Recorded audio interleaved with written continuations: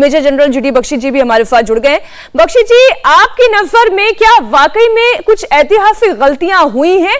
क्या ये वाकई वो गलतियां हैं जिसको प्रधानमंत्री नरेंद्र मोदी जिक्र कर रहे थे? उन्होंने कहा कि करतारपुर जो है आज भारत का हिस्सा होता, लेकिन हमने 3 मौके गंवा दिए। देखिए, मैं सहमत हूं कि बहुत सारे ऐसी ऐतिहासिक वारदातें हैं कि जिसको अगर हम आज देखते हैं, परिप्रेक्ष्य में देखते हैं, तो साफ गलतियां हुई हैं। 48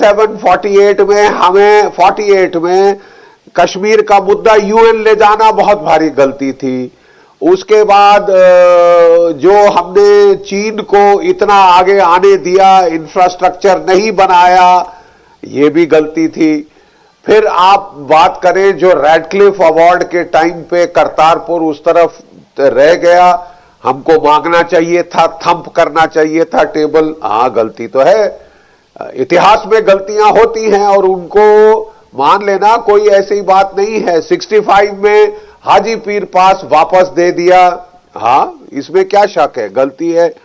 71 के युद्ध में हमको शानदार जीत मिली, बहुत शानदार जीत, ठीक है। शायद ही आज 2000 सालों में इतनी ऐतिहासिक जीत मिली हो, लेकिन उस वक्त 93,000 जो कैदी थे हमारे पास, हमने उनको वापस दे दिया। जो हमारे 56 थे आज तक वापस नहीं आए, टॉर्चर करके या तो मार डाले गए या तो पागल हो गए हैं, अभी भी पाकिस्तान की जेलों में सड़ रहे हैं।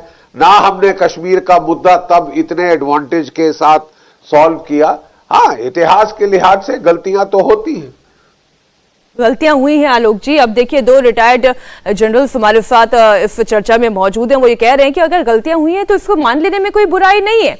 और वो ये कह रहे हैं कि अब देखिए, 1948 की बात हो, 1947 की बात हो, 65 की बात हो, 71 की बात हो, आज यूनाइटेड नेशन में कश्मीर का मुद्दा यदि पहुंचा है तो उसे पहुंचाने वाले भी जवाहरलाल नेहरू हैं।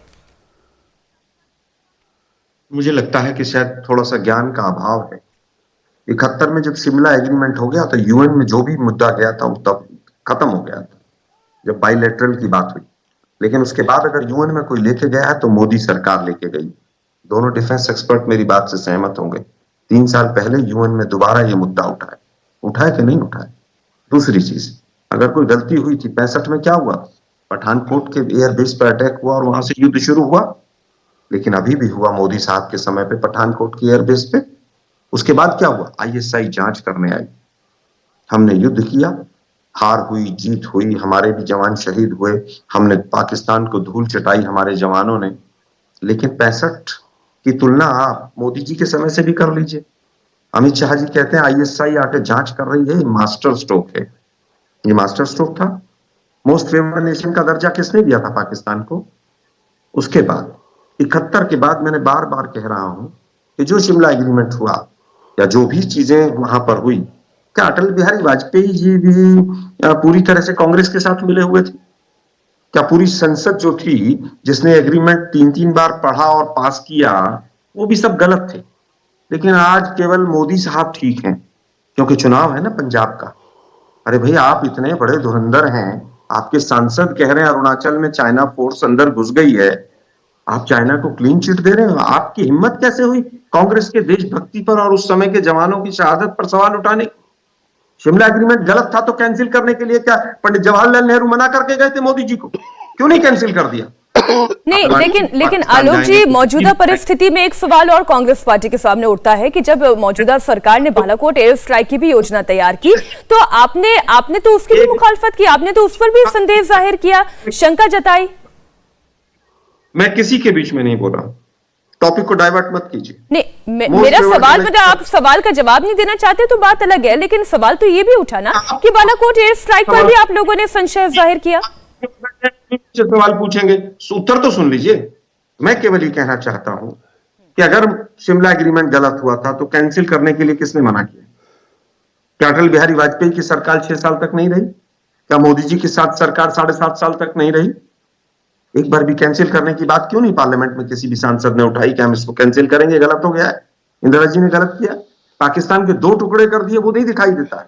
इतिहास इतिहास इतिहास, देश को इतिहास में घुमाते रहिए। ठीक है। जिन लोगों ने अंग्रेजों की भरी की जो लोग भारत छोड़ो आंदोलन में अंग्रेजों के लिए भर्ती कर रहे थे लोगों को, सुभाष चंद्र बोस जी की फोर्स के लिए, वो आज देशभक्ति पे ठीक है सवाल आलोक जी, उठाते आपने हैं। अपनी बात रख ली। बख्शी जी, आलोक जी कांग्रेस पार्टी से प्रवक्ता हमारे साथ जुड़े हैं, वो तो ये कह रहे हैं कि चलिए अगर गलती हो गई तो फिर इसका सुधार करने के लिए क्या किया गया, क्यों शिमला एग्रीमेंट को फाड़ के नहीं फेंक देते? नहीं, शिमला एग्रीमेंट ये नहीं कह रहे कि शिमला एग्रीमेंट गलत था, क्योंकि शिमला एग्रीमेंट के तहत वो लाइन ऑफ कंट्रोल वहां पे डिलीनिएट की गई थी। शिमला एग्रीमेंट के तहत हमने कैदी वापस कर दिए थे। शिमला एग्रीमेंट के तहत ये द्विपक्षीय मामला करके रखा गया था, तो वो उसको बाहर फेंकने की जरूरत नहीं थी। शिमला एग्रीमेंट में लोगों की क्रिटिसिज्म ये है कि वो ऐसा मौका था जब 93,000 पाकिस्तान के कैदी थे हमारे पास और धूल चटा दी थी पाकिस्तान को, तो हमको उस वक्त उसका फायदा उठा के पाकिस्तान की दुम मरोड़ के कश्मीर का मुद्दा हमेशा के लिए सेटल कर देना चाहिए था। देखिए, रियर व्यू मिरर में कभी कभी देखना जरूरी होता है। आप 24 घंटे रियर व्यू मिरर में अगर देख के चलेंगे तो आगे टक्कर लग जाएगी, ठीक है, लेकिन कभी कभार देखना पड़ता है क्या लेसन्स क्या है, क्या हमने सीखा। मैं नहीं कहता कि केवल एक ही पार्टी गलती करती है, दूसरे ने कोई गलती नहीं करी। गलतियां सब इंसान हैं तो गलती होगी। जरूरी चीज यह है कि आप उससे क्या सबक सीखते हैं, क्या करेक्शन करते हैं। जी, बहुत बहुत शुक्रिया जीडी बख्शी जी, सिन्हा जी आपका भी, आलोक शर्मा जी और प्रेम शुक्ला जी आपका भी बहुत धन्यवाद इस चर्चा में शामिल होने के लिए। कुरुक्षेत्र में आज के लिए फिलहाल इतना ही। इंडिया टीवी हर वक्त हर जगह डाउनलोड करने के लिए सर्च करें India TV news Google play store या ऐप स्टोर पर।